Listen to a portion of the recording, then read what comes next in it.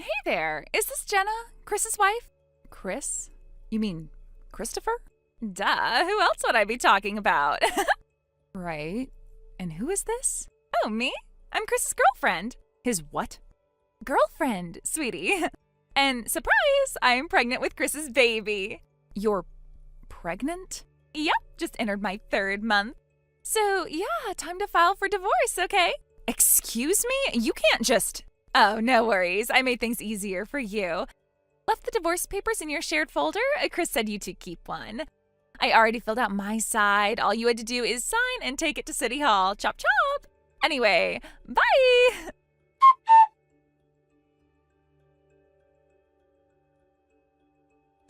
Chris? Ugh. Oh, it's you. Didn't I literally tell you to stop messaging me during work hours? You're seriously interrupting again? God, you're annoying. I just got a message from someone named Mackenzie. She seemed like, well, not the sharpest tool in the shed, but she somehow had my phone number. Did you give it to her?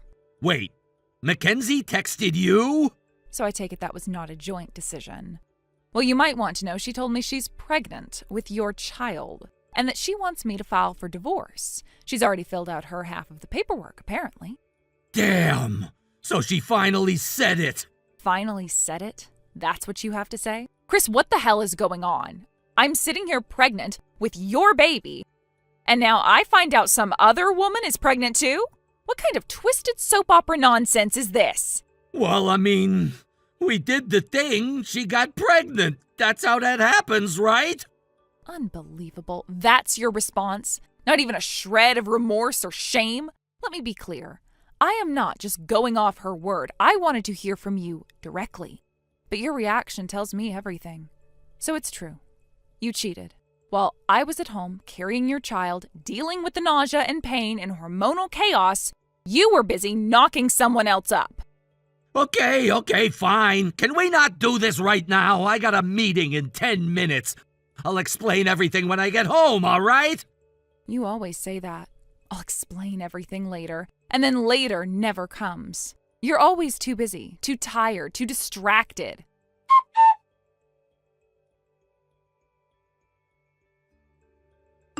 Hey, Jenna. So the divorce papers must have arrived by now, right? You've already submitted them to the city office, yeah? Because that means I can finally marry Chris. I just picked up the envelope from our mailbox. I haven't even opened it yet. Wait, what? Don't tease me like that.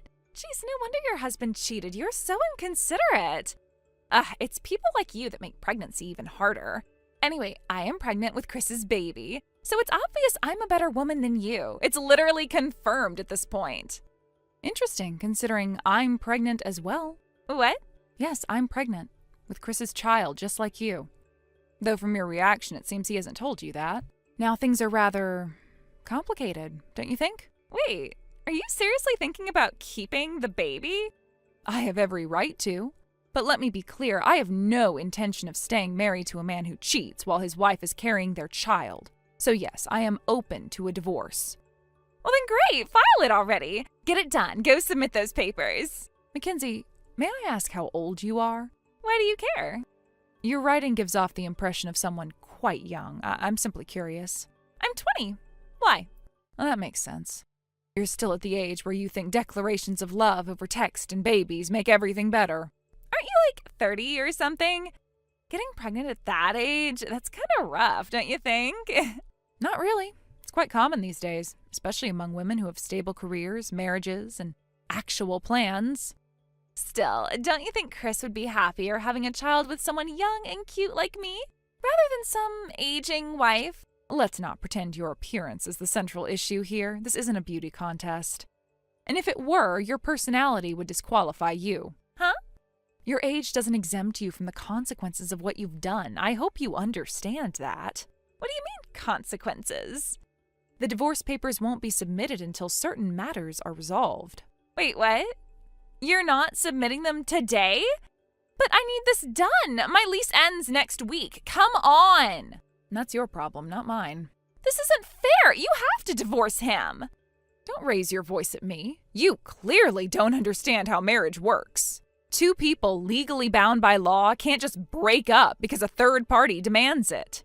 Especially not when children, two of them now, are involved. So what, you're just gonna hang on to him out of spite? Not at all. I simply want what's legally and morally due to me and my child. Since you were kind enough to tell me Chris impregnated both of us, I'll be making some requests. What kind of requests? Starting with child support. Raising a child isn't cheap. I'll be calculating a fair monthly amount based on Chris's income, unless you'd prefer we go straight to court. How much? Let's see. For child support alone, probably somewhere between $50,000 to $60,000 over the first several years. And in emotional damages, the infidelity and breach of marital trust, well, the total claim could rise to $100,000 easily, especially if I include you as a party in the adultery lawsuit. $100,000? Are you insane? Welcome to the real world, dear. That's what sleeping with a married man can cost. This isn't what I signed up for. I thought... You thought what? That he'd leave me with a smile? That I'd just step aside? Chris is from a rich family. He's part of the CEO's family. He can pay all that easy. You really think Chris has access to that kind of money? Don't you know what your own husband's salary is? God, that's so embarrassing. Mackenzie, from now on, all communication will go through my attorney. Wait, what? I've tolerated enough for one day. Normally I'd be more than capable of handling this myself, but I'm also pregnant. And talking to someone like you, let's just say I can feel my blood pressure rising, so I'm handing it over to a professional. Oh. Goodbye. And do yourself a favor. Get a lawyer. You're going to need one.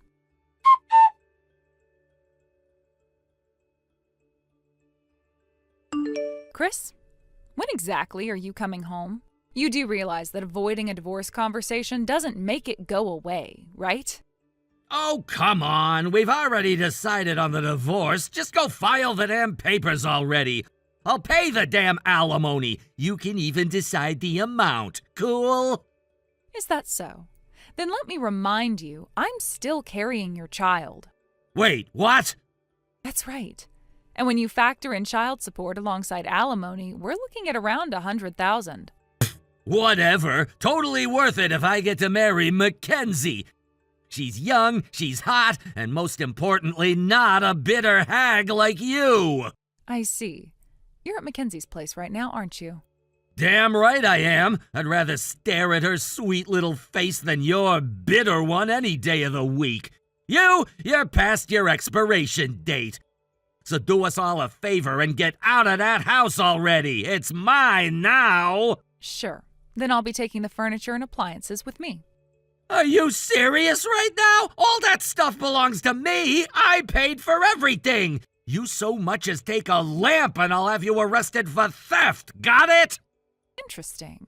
Because I distinctly remember paying for all of it out of my pocket. Say what now? After we got married, I suggested we go pick out furniture together. You said, and I quote, "I don't get this stuff. Just buy whatever and put it on your card." You told me you'd reimburse me. Still waiting on that, by the way. I did say that, didn't I? Lucky for me, everything was bought using my credit card. So yes, I have a detailed, itemized purchase history. Very useful in divorce proceedings. Okay, how much are we talking? Around $12,000 in total. What? 12 grand on furniture? Well, you were the one who said no one from a CEO family should be using cheap furniture. And let's not forget, the only item you insisted on buying yourself was that $5,000 massage chair. Wait, that thing was 5 grand? You picked it, you lounged in it, you even called it your throne, and now it's part of the bill. Okay, so what now? If you want me to leave everything behind, that's fine. Just pay what you owe. Fine. 12 grand for the furniture plus the 100 grand for alimony and support. I'll pay the full $112,000. One lump sum. You happy now? Excellent. I'll consider that a formal agreement. Yeah, whatever. It's a big number, sure, but I can handle it. Besides, think of it as an investment in my future with Mackenzie. You know, hot girl, new baby, fresh start. You were just the first draft. Good to know where I stand. I'll be out of the house first thing tomorrow morning. Cool! Then Mackenzie and I will move in tomorrow afternoon. Told you this was gonna be easy. Mackenzie already knows this, but I'll reiterate. From here on out, any communication goes through my attorney. All right, Miss Formal Pants. Tell your attorney to expect my check soon. I will. Enjoy your new beginning. Just remember, when things fall apart, you built them on lies.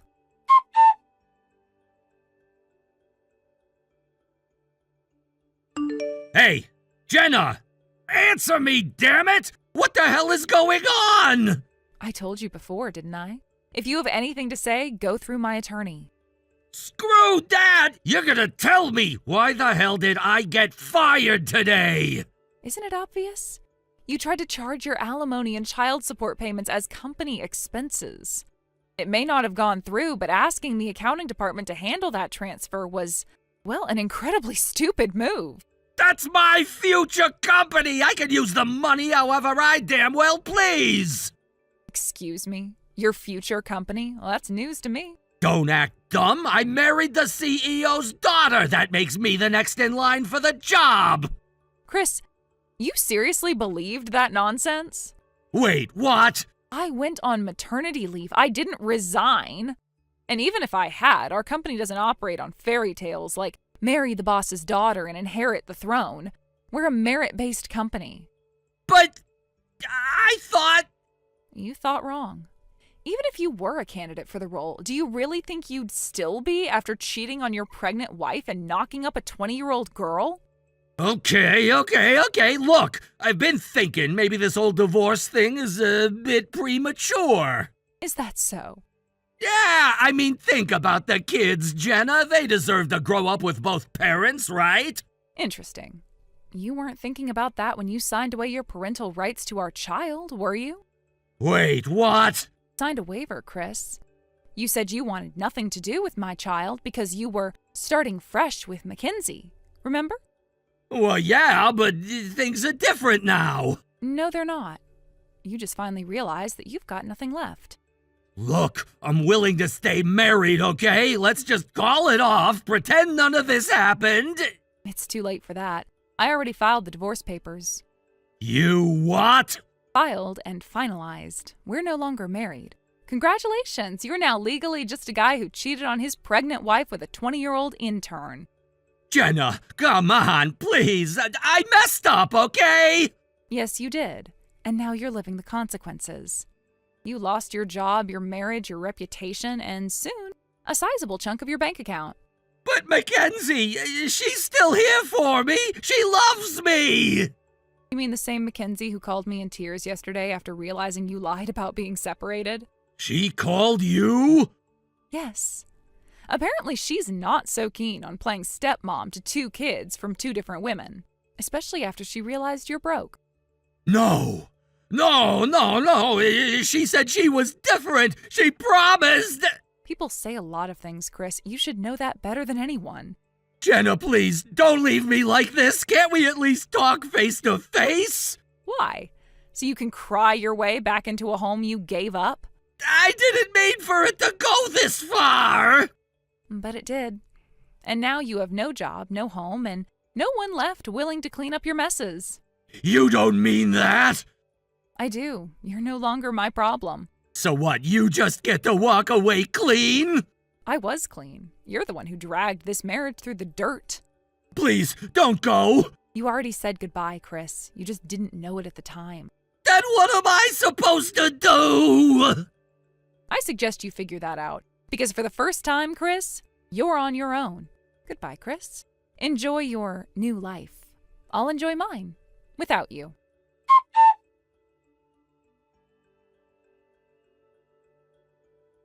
A few days later, I heard that Chris had shown up at my parents' house, probably expecting to confront me there, but that was well within my expectations. I had already taken the precaution of relocating to my uncle and aunt's house, which is a bit farther away, in a quiet town where Chris wouldn't think to look. I didn't want another confrontation, not after everything he had already done, not after the emotional wreckage he'd caused. Apparently, when Chris barged into my family home, all puffed up with frustration and fake desperation, my father stood his ground and listened to whatever nonsense he tried to spin. From what Dad told me later, Chris had managed to scrape together the $120,000 he owed by borrowing money from multiple sources. Friends, sketchy lenders, maybe even distant relatives who didn't know better. He was desperate, trying to clean up the mess he'd made, or at least patch it over with money. But life wasn't about to make that easy for him. Just when he thought he'd finally done the right thing by paying me off, Mackenzie, yes, the very woman he'd had an affair with, dropped a bombshell. She told him that the child she was carrying wasn't his. The father was someone else entirely, a man she had apparently been seeing behind Chris's back. And with that confession, she packed up her things and went back to her own family's home without looking back. Chris, in his dramatic fashion, returned to my parents' house and practically threw himself on the floor, sobbing and saying things like, "The only child I ever truly have is the one I could have had with Jenna." According to my father, he couldn't stand the pathetic display. He said Chris's tear-streaked, self-pitying face was so revolting that he physically pushed him out of the house, told him to get lost, and slammed the door in his face. That should have been the end of it. It should have been the last I heard of him. But of course, Chris wasn't done self-destructing just yet. With nowhere else to go and all bridges thoroughly burned, Chris did the unthinkable. He went back to Mackenzie. Despite everything she had done, despite lying to him and breaking whatever fragile trust had once existed between them, he clung to her like a drowning man to driftwood. He was so emotionally bankrupt, and literally bankrupt too, that he tried to guilt her into staying with him. He reportedly told her, "Give me back the money I had to pay Jenna, or marry me and we'll get through this together." Inexplicably, whether out of guilt, desperation, or sheer apathy, Mackenzie agreed. They got married shortly after, quietly and without fanfare, without even informing most of their friends or family. And from that moment on, their lives became a living nightmare. The two of them now share a tiny apartment in a low-rent part of town, constantly dodging calls from creditors and collectors. The furniture is mismatched and secondhand, their meals mostly consist of cheap convenience store leftovers, and the air between them is thick with resentment. Every time Chris tries to assert control or reminisce about the life he could have had with me, Mackenzie reportedly shuts him down. Their arguments are frequent and brutal. Neighbors hear them through the walls. Neither of them is happy. Neither of them is stable. The poetic justice isn't lost on me. Chris, who once stood so confidently by Mackenzie's side thinking he'd traded up, who tried to act like he was the one winning while I was just the abandoned wife, he now finds himself shackled to the very woman who played him like a fiddle. And that proud, smirking face of his has been replaced by hollow eyes and permanent exhaustion. Meanwhile, I've never felt lighter. After receiving the compensation I was owed, I returned to the man who truly loved me, who had never betrayed me or made me feel like I had to prove my worth. Being back with him felt like returning to solid ground after drifting for too long in stormy waters. We started rebuilding our life together from a place of honesty, of mutual respect. There were no more secrets, no more lies, just the two of us, finally free of the chaos that had followed us for so long. Of course, it wasn't easy. Going back to my childhood home during the evidence-gathering process had been emotionally exhausting. The verbal abuse, the humiliation, it all weighed heavily on me. But that chapter is over now. The legal battles, the sleepless nights, the constant anxiety of wondering what Chris would do next, gone. The weight has lifted. I now feel a calmness I haven't known in years. With the compensation funds and emotional closure, we're preparing to hold the wedding we had postponed for so long. A real celebration this time, with only those who truly support and love us in attendance. No lies, no double lives, just love. Chris and Mackenzie, meanwhile, have built themselves a prison out of the consequences of their own actions. They tried to rewrite the rules, to skip over accountability, and now they're paying the price. I don't know if Chris ever truly loved Mackenzie, or anyone for that matter, but it doesn't seem to matter anymore. Whatever spark they once shared is long since burned out. I don't hate them, not anymore. What I feel is something closer to pity. Chris had a chance, so many chances in fact, and every time he made the wrong choice. He gambled with people's lives and hearts as though they were poker chips, and now he's bankrupt in more ways than one. As for me, I've chosen peace. My future is mine again. No more shadows of betrayal following me from room to room. No more questioning my worth or wondering what I could have done differently. I've learned that closure doesn't always come with apologies or perfect endings.